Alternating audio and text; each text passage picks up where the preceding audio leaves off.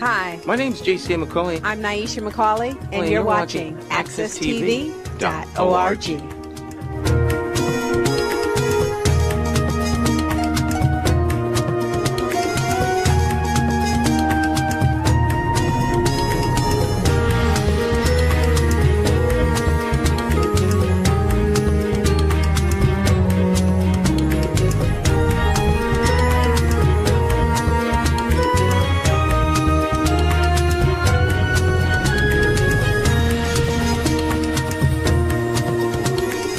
Welcome back to Miss Cleo's Storytelling Corner. My name is Cleo Duke Wright, and I own Cove Books at 677 Blue Hills Avenue. The doors are always open and welcome. I hope you come and visit us and sit down, have a cup of coffee with us, talk books, talk literature. We love to do that with our neighbors. Today, we are going to do a repeat on Little Red Riding Hood. And I have several versions for you. It is probably the most famous fairy tale in the world, Little Red Riding Hood. And I have a book of tales of Little Red Riding Hood starting in the 1600s. And the first one that I'm going to tell you is by Charles Perrault. And he put this together, and I don't know where he got it, but I'm sure he didn't create it. He got it from somewhere. And he put this together in 1697.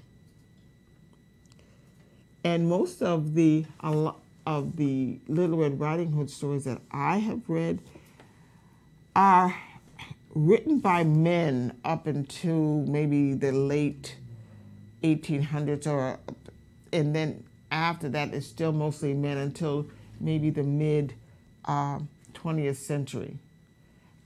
They're written by men. But isn't it funny that they're written by men, but who told you the story? Did a man tell you the story, or did a woman tell you the story? Who tells the story of the Little Red Riding Hood? I've only heard women tell the story of Little Red Riding Hood. I've really never heard a man tell that story, but they wrote them. So we're going to read Charles Perrault's Little Red Riding Hood. Once upon a time, there was a little village girl, the prettiest that had ever been seen. Her mother doted on her, and her grandmother even more. This good woman made her a little red hood which suited her so well that she was called Little Red Riding Hood wherever she went. One day, after her mother had baked some biscuits, she said to Little Red Riding Hood, "Go see how your grandmother is feeling, for I have heard that she is sick. Take her some biscuits and this small pot of butter." Little Red Riding Hood departed at once to visit her grandmother, who lived in another village, and passing through a wood, she met Old Neighbor Wolf. Old Neighbor Wolf. I guess he was a very familiar wolf to her, or neighbor, who had a great desire to eat her. But he did not dare because of some woodcutters who were in the forest. He asked her where she was going.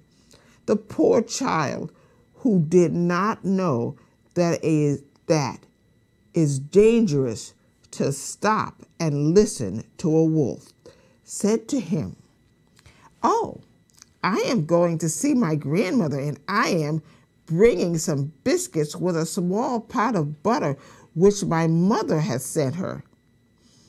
"Does she live far from here?" asked the wolf. "Oh, yes," said Little Red Riding Hood.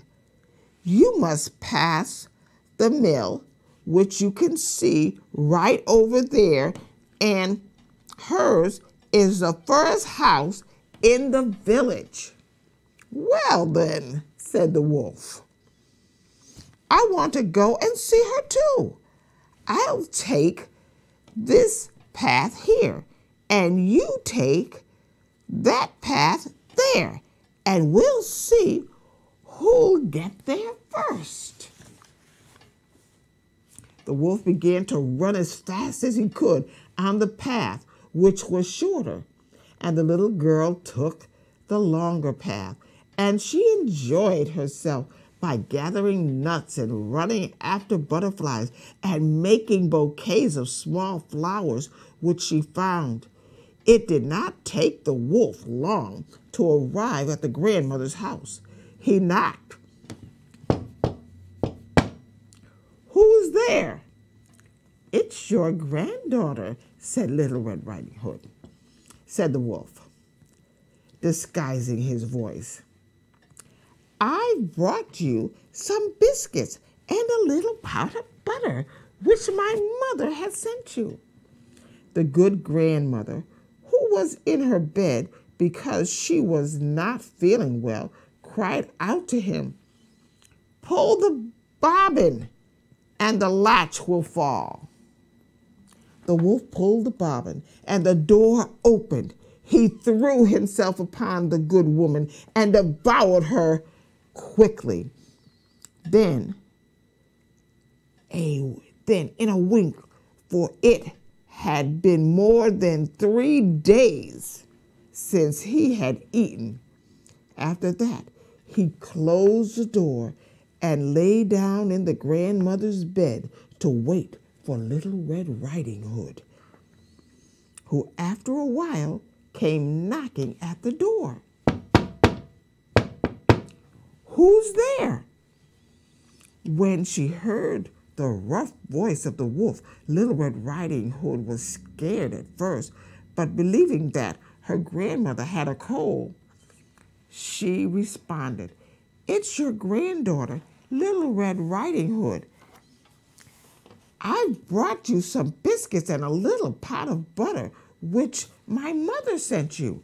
The wolf softened his voice and cried out to her, "Oh, pull the bobbin and the latch will fall."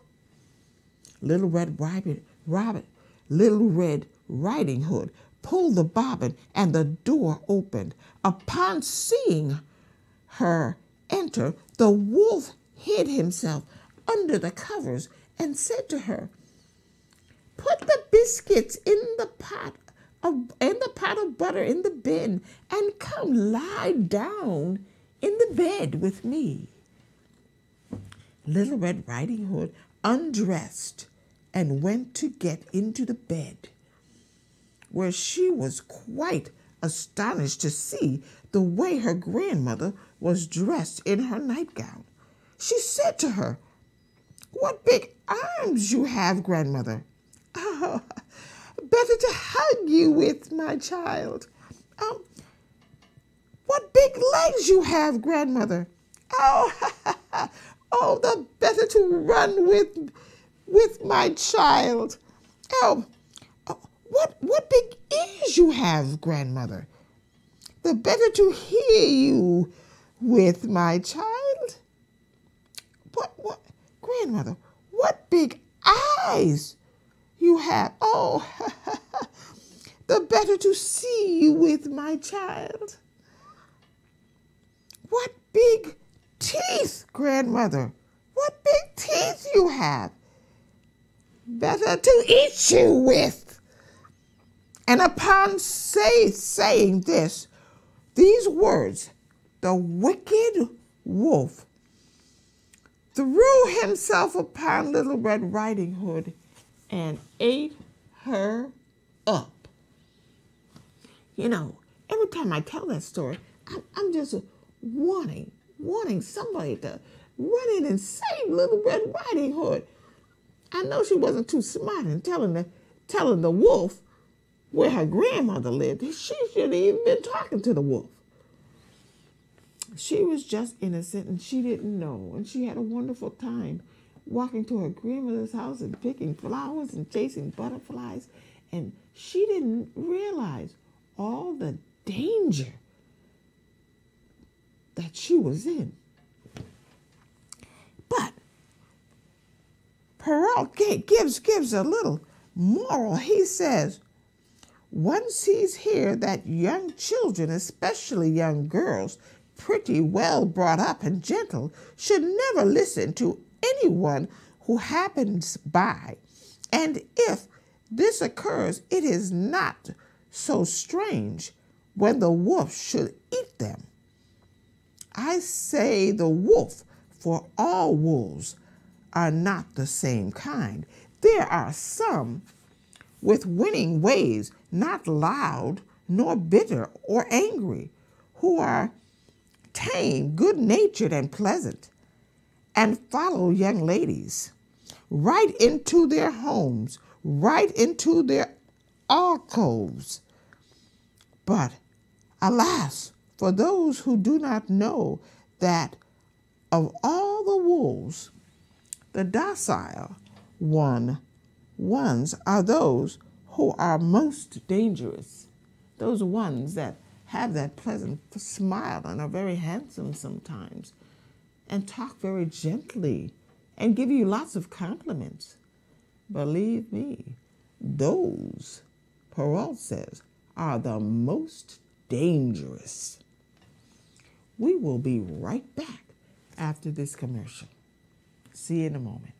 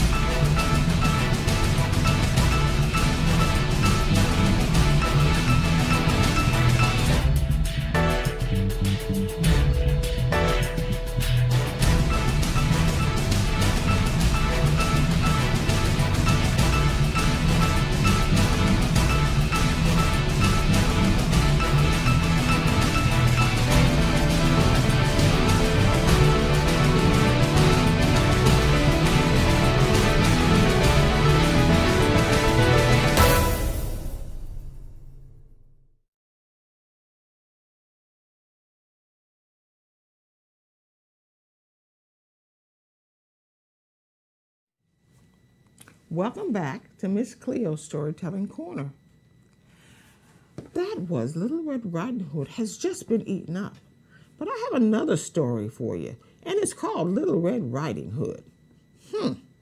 And this story was written by Sabine Baring Gould. And it was written in 1895.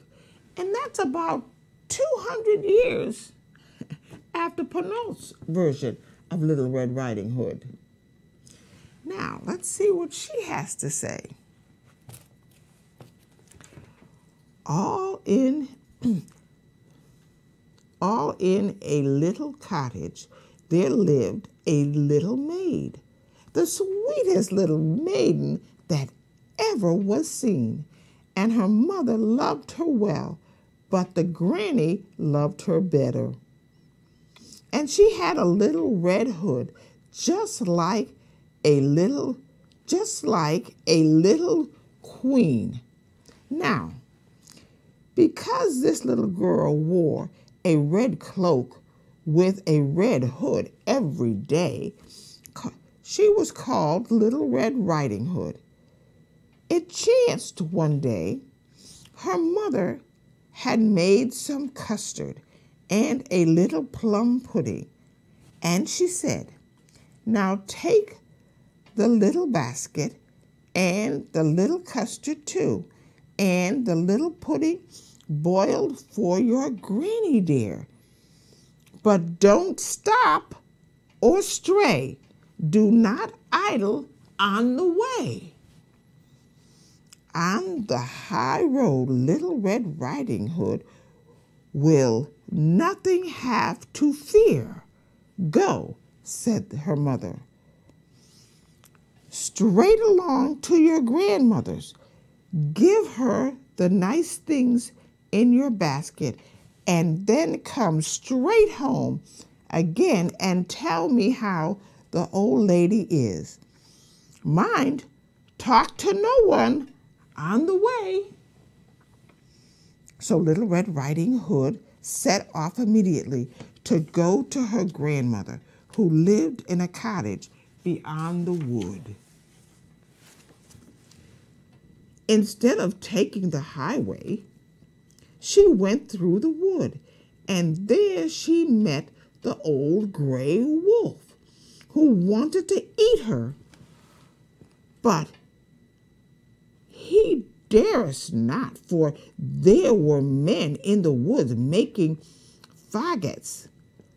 But he stopped her and said, "What have you got in your basket, my dear?" "Only some custard and plum pudding and a little pat of butter." "And where are you going, my dear?" "I'm going to see Granny."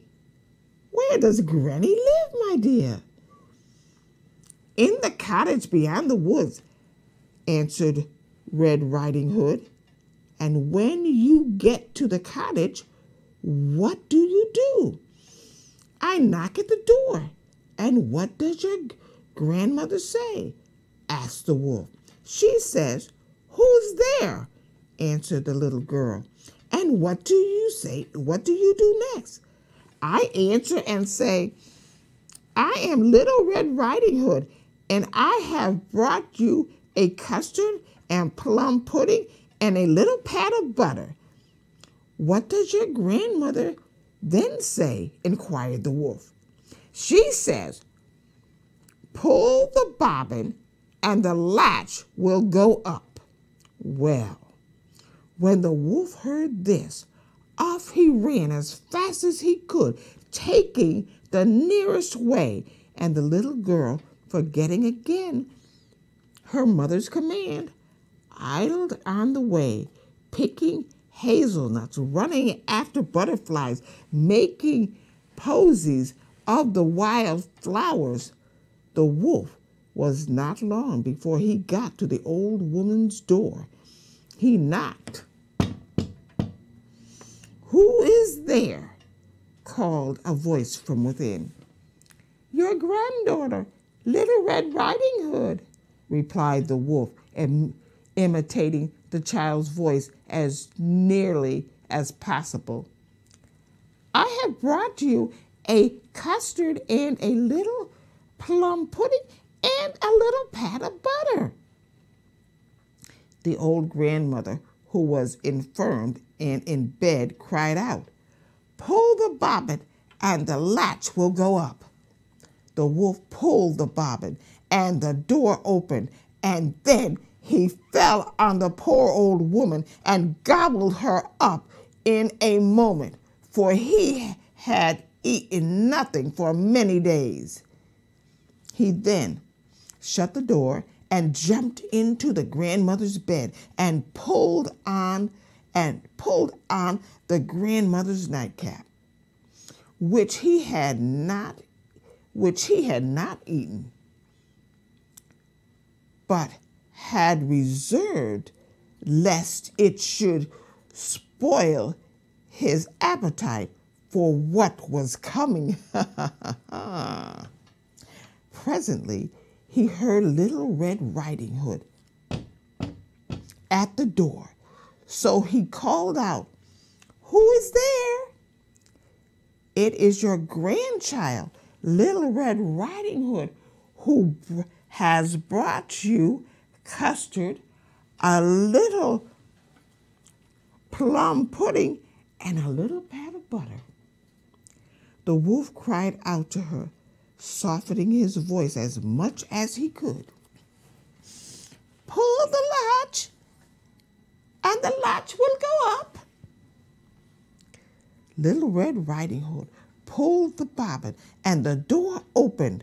The wolf, seeing her come in, drew the bedclothes up about his shoulders and said, "Put the custard and the plum pudding and the pat of butter on the table, and come and sit on the stool beside the bed and tell me how your mother is." "She is very well, thank you, Granny," answered the little girl as she put the articles she had brought on the table.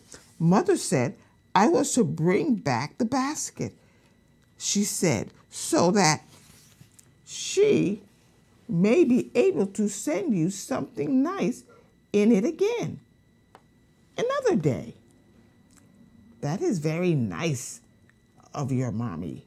Come and sit on the stool, my dear." So Little Red Riding Hood came over and sat close by the bed, and she was much amazed to see how her grandmother looked so. She said, "Grandmammy, what great arms you have." "Oh, the better to hug you with, my dear." "Grandmamma, what a long nose you have."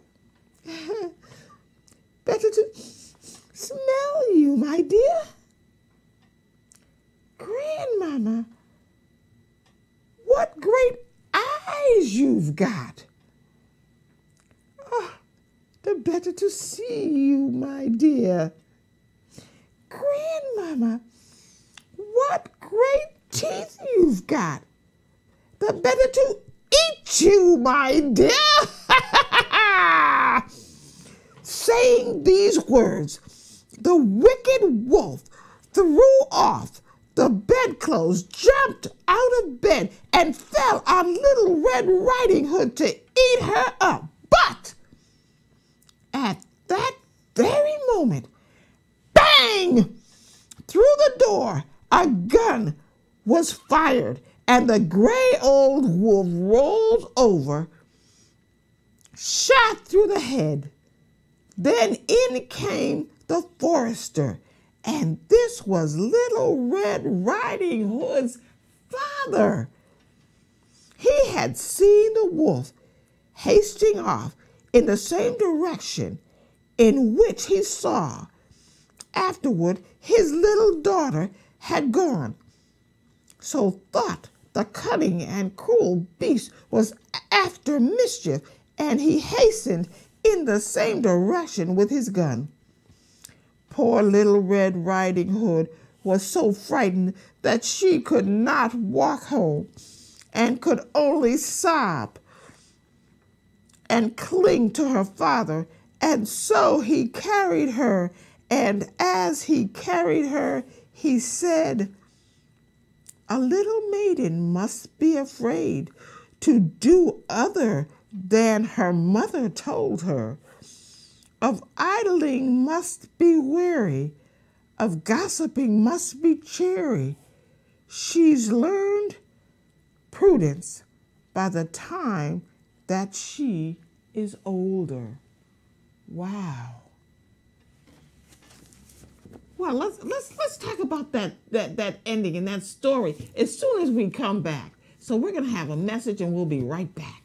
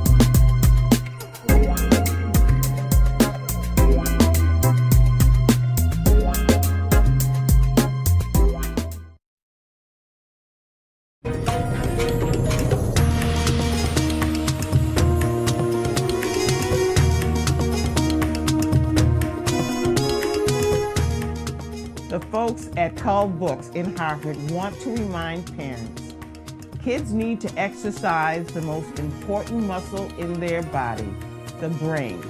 How do you do that? Read. What happens? Well, let me tell you. The imagination soars, the creativity blossoms, the world opens up, and the need to be entertained by outside forces diminishes. Don't believe me? Try it. You won't be sorry. And in time, either will your kids. Cull Book cares about your child's literacy. Join Miss Cleo every week on Miss Cleo's Storytelling Corner online at accesstv.org.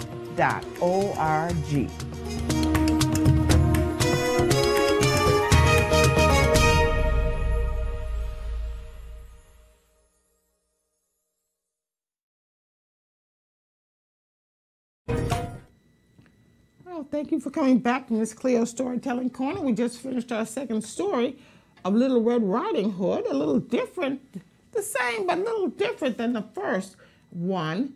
Because why? First of all, the first story, Little Red Riding Hood did not get a warning. In this story, she was warned. Her mother tells her not to idle, don't dawdle along, and stay on the highway. And you have nothing to fear. Go straight to your grandmother's house and come straight back. But Little Red Riding Hood, she kind of went through the wood and she took her time and she met the wolf and she didn't think anything of it and she told him all her business. Where her grandmother lived, what to say when you got in, what her grandmother says, what she says. She done told everything. Just everything. And the wolf was very polite. And he took off like a jet to find the grandmother's house. Wow. Wasn't that something? And did he get to the grandmother? He got to the grandmother's house. And he did exactly what Little Red Riding Hood told him to do. And he gobbled up the grandmother and got in the bed and put on her nightcap, because you know he hadn't eaten in a long time. And he was hungry. And it said the reason he didn't eat the cap because he wanted to save his appetite for the rest of his appetite for Little Red Riding Hood.